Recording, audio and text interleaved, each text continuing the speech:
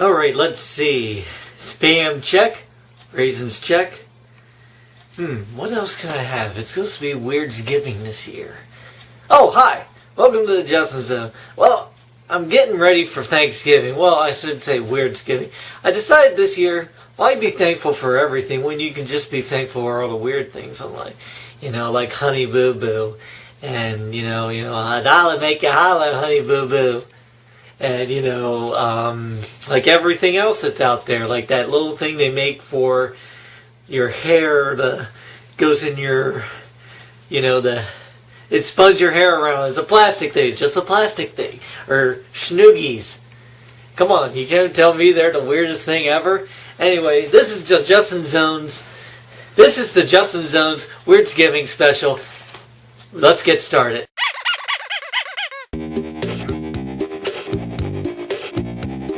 Justin Zone! If you're feeling down, you don't have to feel alone. Just get on the internet, go to the Justin Zone. He's the best friend that you have ever known.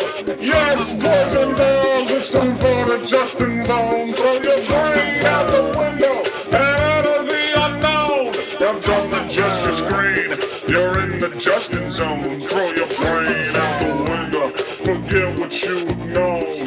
Don't adjust the screen, you're in the Justin Zone. You're in the Justin Zone. You're in the Justin Zone. Oh God, oh God, we're in the Justin Zone. We're in the Justin Zone. We're in the Justin Zone. We're in the Justin Zone. Well, welcome to the Justin Zone. Today is Weirdsgiving. It's time we think about the littlest weird things in life. Stuff that, is weird. Spam, raisins, then first they're grapes, then they're wine. Big giant teddy, chewable bears. The big gummy bears. And of course, movies have been coming out lately. One of them's like, not a weird movie, but it was a very unique movie. It was Ted, the concept of your stuffed animal coming to life by wishing upon it. That's a pretty weird concept. Of course, then you got Honey Boo Boo. That'll make you holler, Honey Boo Boo. And stuff like that. And, but that's not really what to focus on. We're focusing on the movie Masters of the Universe, which had started out as a very popular toy line, Masters of the Universe, with He-Man, Skeletor, Whiplash, 100 million different characters, and you had 2, maybe 3 cartoons, video games, you had everything based off of it, Of course, he had his twin sister, She-Ra, and then there was a He-Man Christmas special, can't forget that. It's just as bad as the Star Wars Christmas special. Anyway, so movie start. Let's talk about the cast. Before they even picked a director, they did. They had already picked He-Man himself with Dolph Lungren, or something like that. I can't pronounce his name. He was known for playing in the Rocky movie, of course. He was the big Russian in Rocky IV. This was actually his second film. And also he was in The Punisher. He played the first Punisher. And then his predecessor, Skeletor, was played by Frank Lungren or Wiguini or whatever. Gudin or Gulan. But he was known for doing some, usually some of them do stage performances, but he played Richard Nixon in a movie about Nixon. Other than that, I can't really remember anything else this guy did. But you can barely tell who the actor is, but because of prosthetics. And, prosthetics was a big thing back then, prosthetics being that, they were used heavily in this movie with Skeletor, Beastman, 2 of the other characters, Gwildor, the key maker. Of course, you had Courtney Cox in this, who was her first film. Not the only friend one of amongst the friends who had started out their career in a very weird movie. Of course, you have Jennifer Aniston or Ashton or whatever anymore. She was in Leprechaun. It was her first film. Gwildor is actually the equivalent of Orko from the cartoon. They did kind of challenge him and like, why didn't you use Wildor? He is like one of the beloved.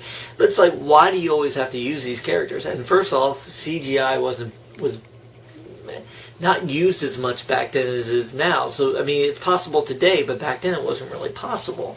There's a bunch of other, like there's Megan Forster. She was known for doing. She was in They Live. Can't think of anything else. I mean, she actually, interestingly enough, she kind of always reminded me of the girl from or the woman from from Look Who's Talking Now and those movies, and she was also in the remake to The Village of the Damned, stuff like that. But, you know, let's talk about the main focus. Now, Gwildor is actually the character that takes the main focus in this. His character is a key maker. He had made what was called the Cosmic Key. It could travel anywhere, and it was kind of like a digital piano or digital keyboard kind of a way, you know, play the tones, the music tones, and it would open the doorway anyway. Well, Skeletor used Evelyn to steal the original key. You will find this out, obviously, when Gwildor explains it to He-Man, Man-at-Arms, and Teela. Now, those are, it's weird. You don't see any of the other main good guys like you had all those other ones. These are actually the only three you will see in the movie. Later on, they go to try and rescue the sorceress from Skeletor, who has actually taken over Castle Grayskull and everything. That's how the movie opens up. They open it from the villain's point of view. You have Skeletor walking in there, you know. You don't see him at first. I mean, you obviously kind of get that that's him. But just kind of like, it's like that feel, like what's he going to look like? Boom, and there he is. So, overall, you know, they end up going to save her while Skeletor's waiting for them. They have to leave, so they use the Cosmic Key to go wherever they can go. They end up going to Earth. And that's what the big pet peeve was amongst the fans. Why couldn't it take place entirely on Eternia?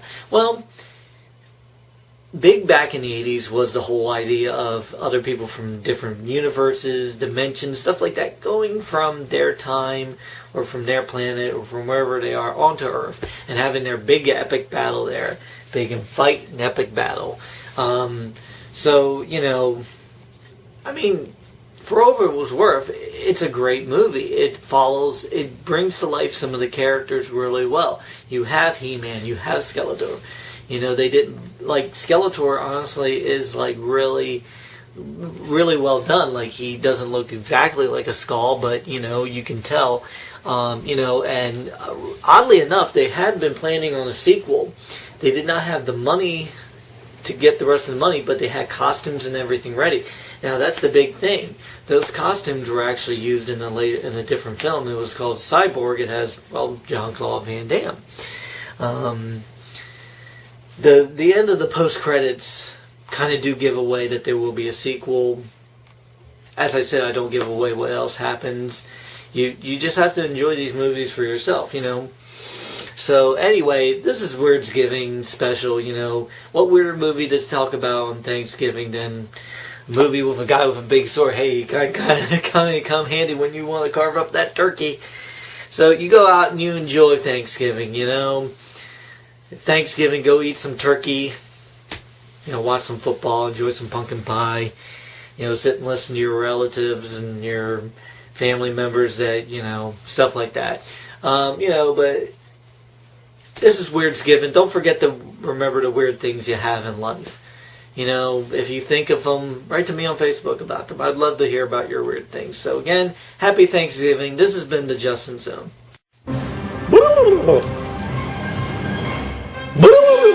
Happy Thanksgiving!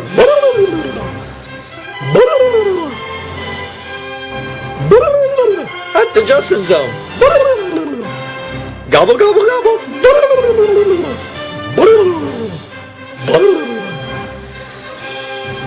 Stay tuned for the Christmas Carol at the Justin Zone!